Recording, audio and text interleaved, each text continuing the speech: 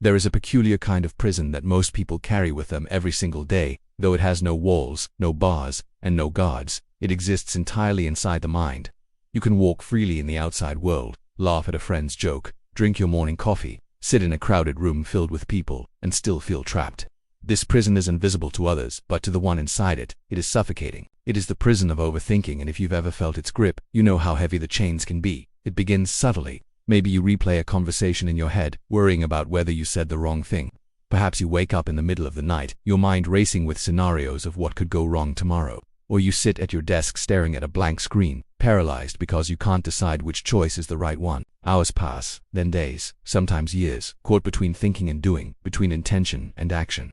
The world moves on while you remain stuck in an endless cycle of thoughts that feel urgent but lead nowhere. What makes overthinking so cruel is its disguise. It masquerades as preparation, convincing you that by analyzing every detail you'll be more ready, more protected, more in control. It whispers, don't act yet, wait until you're sure. And so you wait. You think, you plan, you rehearse, but certainty never comes. Instead, your confidence drains away, your energy fades, and the choices you feared making slip further from reach. The more you try to control outcomes with your mind, the less control you feel.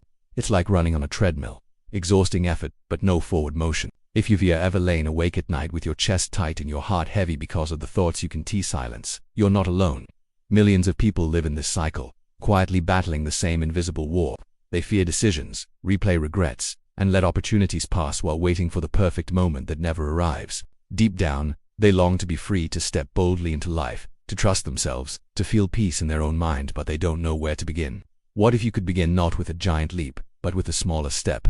What if freedom didn't require you to escape the prison in one dramatic moment, but to simply turn the key you already hold? The truth is, overthinking is not your destiny. It is a habit, a pattern, a set of grooves your mind has carved into itself over time. And just as it was learned, it can be unlearned. There is another way to live lighter, calmer, freer. And that way begins now, with you. Overthinking is like being trapped inside your own head with no clear way out. It begins quietly, almost innocently, with a single thought about a conversation, a decision, or a problem. But before you realize what's happening, that thought multiplies, grows louder, and turns into a storm that refuses to settle. You replay the past, imagining different outcomes, regretting words you said or didn't say. You jump into the future, building endless scenarios of failure, rejection, or catastrophe. Your chest feels heavy, your mind races in circles, and though you desperately want relief, the cycle continues. This is the exhausting prison of overthinking. Most people don't overthink because they want to make life harder. They overthink because their mind is trying to protect them. The brain believes that if it runs through every possible outcome, it can prevent mistakes, avoid pain, and prepare for the future. It tells you that by analyzing endlessly, you'll somehow stay safe. But this is an illusion.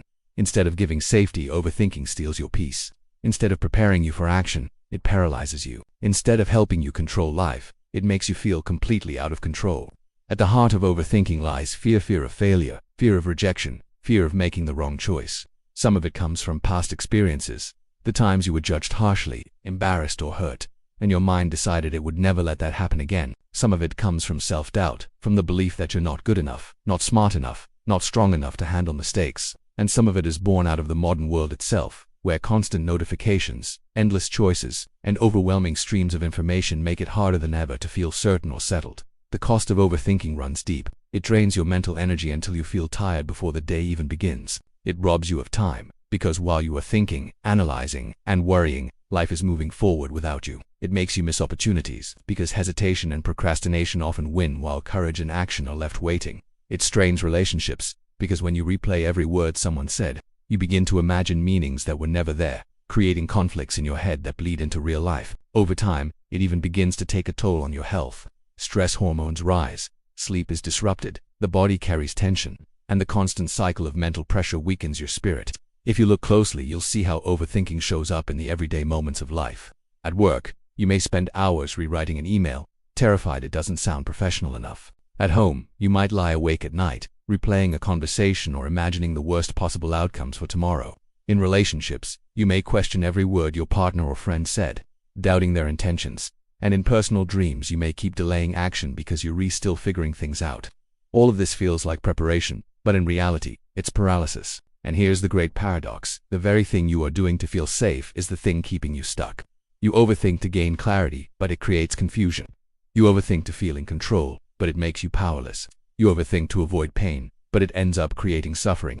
Yet, despite how powerful and suffocating overthinking can feel, it does not define you.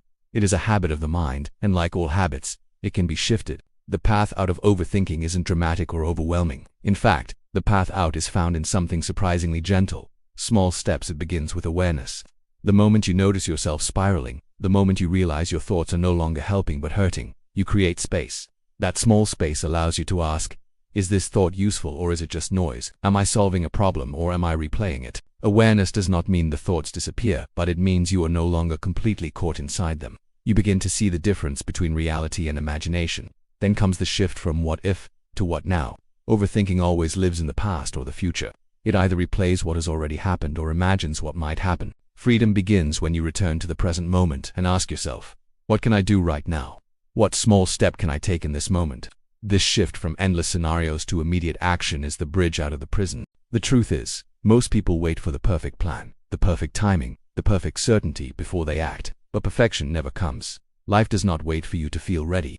It only moves forward. And so the way to break the cycle is to take action, however small, in the face of uncertainty. Send the message, make the call, write the first line, step outside, choose progress over perfection.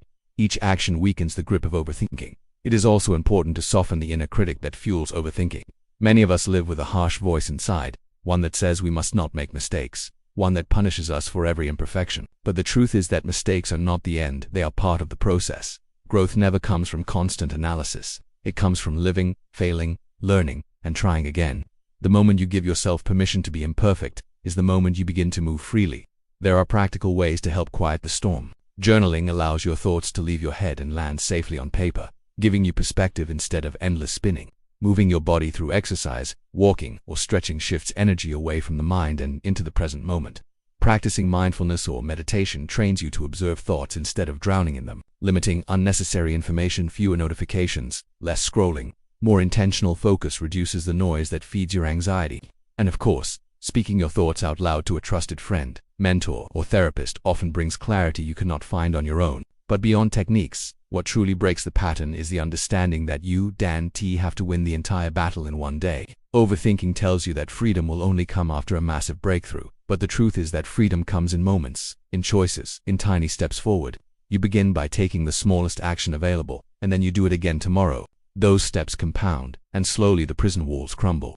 Imagine living differently. Imagine going to bed at night with a calmer mind, not because you forced yourself to stop thinking, but because you learned to let thoughts pass without chasing them. Imagine no longer replaying every mistake from the past, but instead carrying the lessons with compassion and moving forward. Imagine facing the future not with fear, but with curiosity, ready to take the next step even if the entire path is unclear. Imagine being more present in conversations, more engaged in opportunities, more alive in the current moment because you are no longer trapped inside your head. This vision is not a fantasy.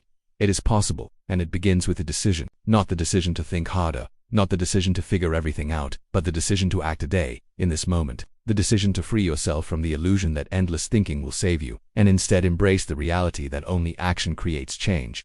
Overthinking does not mean you are weak. It means you are human. It means your brain is trying to protect you, even if the method it uses is flawed. There is no shame in it, only an invitation to grow. And you grow not by silencing every thought, but by choosing which thoughts deserve your energy and which can be gently released. So if you are reading this and recognize yourself in these words, let this be the reminder you need. You do not need to solve everything today. You do not need to control every outcome. You do not need to have the perfect answer before you move. You only need to take one step. That one small step may not seem like much, but it is the beginning of freedom. Send the message, start the project, take the walk, make the call, say the words, do the thing. Life is too short to be lived entirely inside your head. You are not meant to replay the past forever or to fear the future endlessly. You are meant to live, to act, to experience, to learn, to fail, to grow, and to try again. The prison of overthinking is real, but so is the key to unlock it, and the key has been in your hand all along. Freedom comes the moment you stop thinking about the step and simply take it. Think for a moment about how much of your life has been held hostage by thoughts that never became reality. All the sleepless nights spent worrying about things that never happened. All the hours lost replaying mistakes that were long forgotten by everyone but you. All the dreams delayed because you convinced yourself you weren't ready, weren't good enough, or needed more time. Imagine if even half of that energy had been spent on action, on creation, on living. How different would your life look right now? How many opportunities might have bloomed if you had trusted yourself enough to simply take the next step instead of circling endlessly in your mind? The truth is, the future you fear is not as terrifying as you imagine, and the past you replay cannot be changed no matter how many times you revisit it. What you do have, what you have always had, is this moment, right here, right now. Overthinking keeps you locked in places you can't reach, the past, which is already gone, and the future, which hasn't arrived yet. But life does not exist in those places. Life is here, in this moment, waiting for you to claim it. So breathe. Place your hand gently on the door of your own mental prison. Feel the weight of the key that has been with you all along. That key is action, small, imperfect, simple action. Not the grand gesture your mind says you must make, but the first step available to you right now. Send the email. Write the first line. Say the words you've been holding back. Choose movement over paralysis, courage over fear, presence over endless thought. Each step you take chips away at the bars you've built inside your head. Each action proves to you that you are capable, that mistakes are survivable, that clarity comes from doing, not from thinking yourself into exhaustion. One day you will look back on this moment, not as the time you finally silenced every anxious thought forever, but as the day you decided to stop letting those thoughts control you. You will remember this as the day you chose to live outside of your head, the day you decided to step into life fully. And when that day comes, you won't regret the mistakes you made along the way. You will only regret the days you wasted being trapped when freedom was always within reach. So let this be your reminder, your invitation, your call to action. Stop waiting for certainty. Stop replaying the past. Stop holding yourself hostage with fears of the future. You are stronger than the storm in your mind, and you have the power to step out of it. Life is not waiting for you to think, it is waiting for you to begin. The moment you stop circling and start moving, the chains of overthinking will fall away. You are free the moment you choose to take the first step, and that moment, if you allow it, is now.